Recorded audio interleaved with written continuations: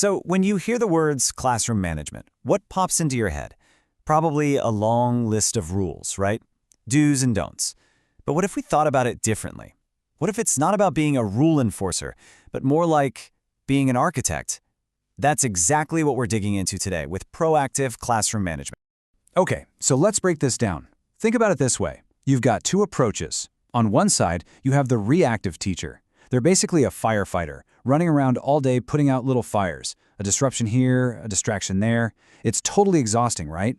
But then you have the proactive teacher. They're not a firefighter, they're a fireproofer.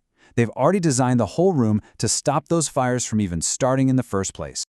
All right, here's the game plan, our blueprint for this whole thing. We'll start with what proactive management actually is. Then, we'll talk about the foundation. Spoiler, it's all about people. After that, the framework for success, how to keep it running, and, of course, the big goal behind it all. So, let's dive right into part one. What exactly is this architect's vision? What are we really talking about when we say proactive management? Well, here's the official definition. It's all about organizing and managing a class to, and this is the key part, maximize student development, learning, and socialization. Did you catch that? The goal isn't just control or getting kids to be quiet. It's way bigger. It's about the whole student, helping them grow as learners, thinkers, and, as people. Okay, so if you're an architect, where do you start building? You don't just throw up some walls, right? No, you start with a solid foundation. And in a classroom, that foundation isn't concrete, it's human connection. And this foundation rests on three really crucial pillars. First up, you've got to have positive relationships. That's what gets students to buy in. Second, you need a respectful climate, a place where everyone feels safe enough to actually learn and take risks. And third, and this is a big one, you're actively helping students learn to manage their own emotions.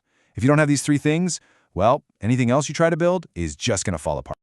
All right, so once that people-first foundation is solid, now we can start putting up the framework. We're talking about the real nuts and bolts of how the classroom actually runs. And this really gets to the heart of it. A great classroom, one that just seems to work, it doesn't run itself. It's not magic. It's been intentionally designed to run smoothly. So what are we actually designing here? Well, first there's time. The architect, the teacher, is thinking about how every single minute is used, especially those tricky transition times between activities. Then there's space. Where are the desks? Is it easy for kids to get materials without causing a traffic jam? Is the layout set up for easy collaboration? Next, you've got activities. Are the lessons just about academics, or are they also designed to help students learn how to work together? And finally, a huge one, safety. This is about making sure that every procedure is built with physical and emotional safety in mind.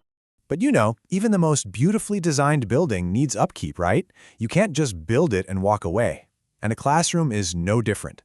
In fact, it's a living, breathing system that needs constant maintenance to keep it working well.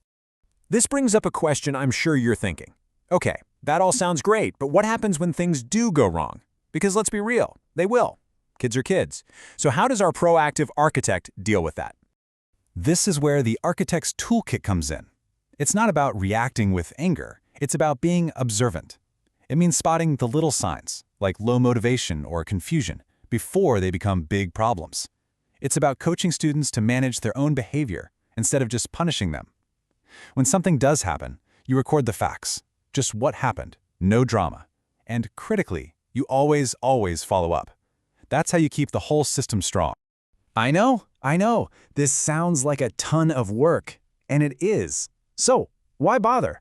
Why go to all this trouble to build the foundation, the framework, and then keep up with all the maintenance? Well, let's circle back to the entire point of this, the reason we're building this thing in the first place.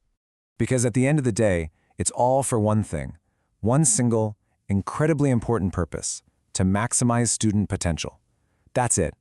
Every single design choice, every relationship you build, every little thing you do, it should all serve that one goal. And that really brings us to the big takeaway here. Look, the best managed classroom, it's not the quietest one.